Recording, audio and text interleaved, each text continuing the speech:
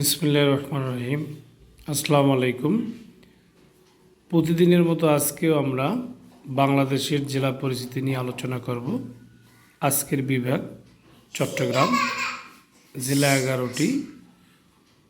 তবে আমি ছন্দের আলোকে প্রথমে 11টি জেলা তুলে ধরব, তারপরে আমি আবার ছন্দ থেকে আমি 11টা জেলা ভাগ করে দেখাবো।